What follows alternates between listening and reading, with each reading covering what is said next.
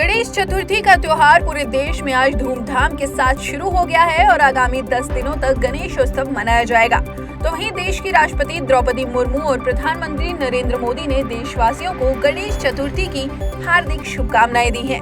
दोनों नेताओं ने देश के नागरिकों के जीवन में सुख, शांति और समृद्धि की कामना की है। लंबे अरसे बाद एक बार फिर कांग्रेस अध्यक्ष पद के लिए चुनाव की तैयारियां शुरू हो चुकी हैं। 17 अक्टूबर को इसके लिए चुनाव होगा और 2 दिन बाद कांग्रेस को नया अध्यक्ष मिलने की उम्मीद है। लेकिन अब कांग्रेस सांसद मनीष तिवारी ने कांग्रेस अध्यक्ष चुनाव की प्रक्रिया पर सवाल उठा दिए हैं। उन्होंने मतदान करने वाले प्रतिनिधियों की सूची सार्वजनिक करने की मांग की है। इससे पहले आनंद शर्मा भी CWC की बैठक में मतदाता सूची पर सवाल उठा चुके हैं। दिल्ली के सीएम अरविंद केजरीवाल और डिप्टी सीएम मनीष सिसोदिया ने बीजेपी पर आरोप लगाया था कि उसने आप विधायकों को पार्टी बदलने पर 20 करोड़ रुपए देने की पेशकश की थी।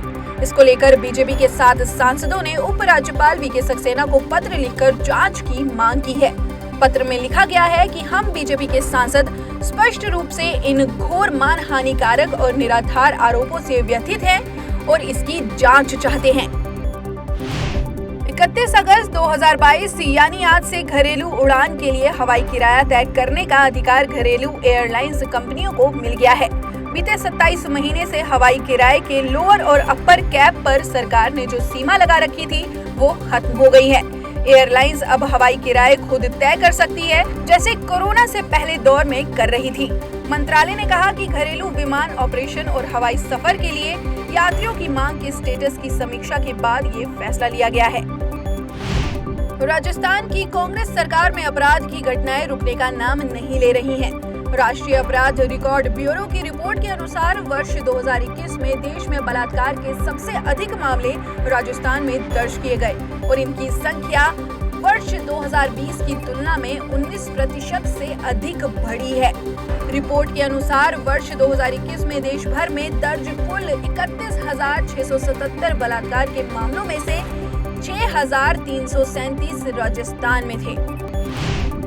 जम्मू कश्मीर के शोपियां जिले में एक मुठभेड़ में लश्कर-ए-तैयबा के 3 आतंकवादी मारे गए। नागबल क्षेत्र के हुशंगपोरा गांव में शोपियां पुलिस द्वारा आतंकवादियों की मौजूदगी के संबंध में मिली विशेष सूचना पर कार्रवाई की गई। पुलिस, सेना और CRPF द्वारा संयुक्त घेराबंदी और तलाशी अभियान शुरू किया गया था। मुठभेड़ स्थल से आपत्तिजनक सामग्री, हथियार और गोला बारूद भी बरामद किया गया है।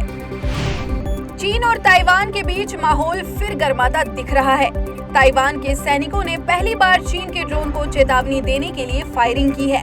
फायरिंग के बाद ड्रोन वापस चीन लौट गया। दरअसल चीन का ये ड्रोन किनमेन द्वीप के पास उड़ रहा था, जो ताइवान के सीमा क्षेत्र में आता है। वहीं दूसरी ओर चीन की सरकार के मुखपत्र ग्लोबल टाइम्स में ड्रोन के मामले को उठाते हुए ये कहा जा रहा है कि ड्रोन का किनमेन द्वीप तक पहुंचना ये दिखाता है कि ताइवान का डिफेंस काफी कमजोर है। संयुक्त राष्ट्र की मानवीय मामलों की एजेंसी के प्रमुख मार्टिन ग्रिफिथ्स ने संयुक्त राष्ट्र सुरक्षा परिषद में सभी दाताओं से आग्रह करते हुए कहा कि अफगानिस्तान को लेकर मदद करें।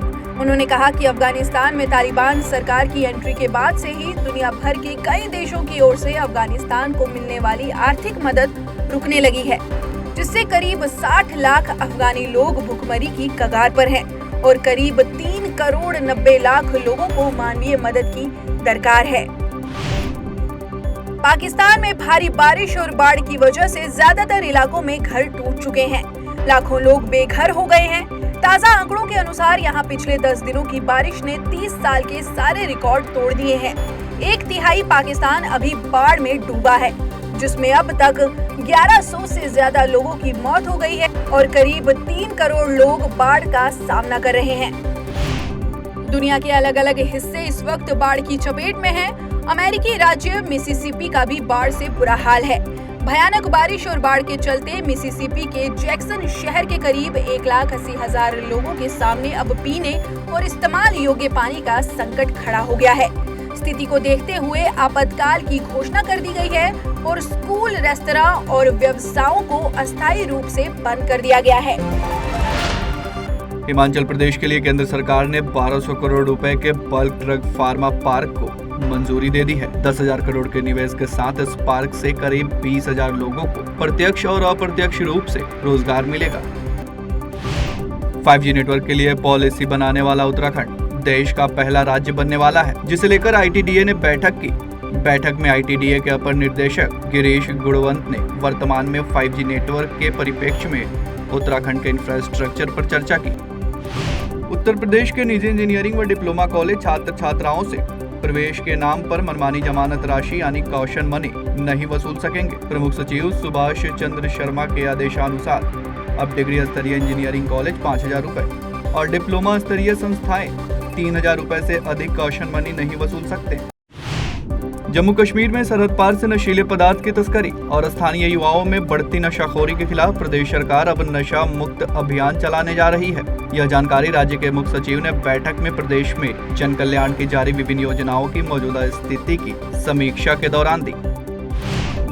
उत्तराखंड में जल्द ही यूनिफॉर्म सिविल कोड लागू हो सकता है। सीएम धामी ने कहा कि यूनिफॉर्म सिविल कोड के लिए गठित की गई कमेटी को 6 माह का समय दिया गया था और अब समिति अगले 2 महीने में अपनी रिपोर्ट सौंप देगी।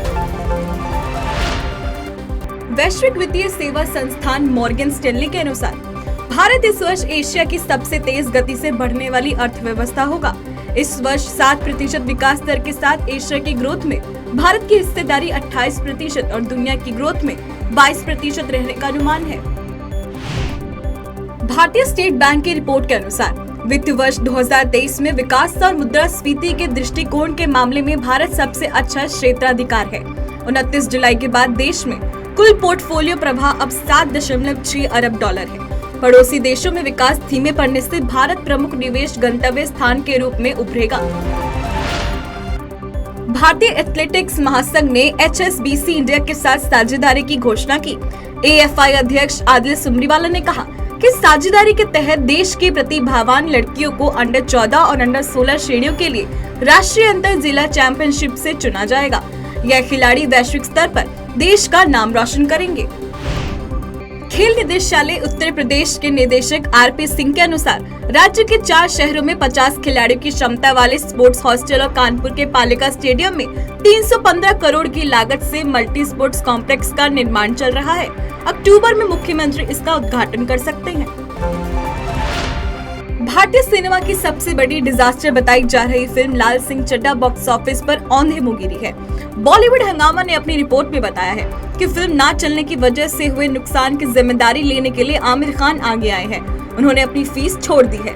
आमिर खान ने यह फैसला लिया है कि वो लाल सिंह चड्ढा के लिए अपनी एक्टिंग फीस नहीं लेंगे। ऐसा कर वो प्रोड्यूसर को हुए नुकसान की भरपाई करेंगे। बता दें कि 180 करोड़ के बजट में बनी फिल्म ने 20 दिन में ही सिर्फ 60 करोड़ का निराशाजनक कलेक्शन किया है।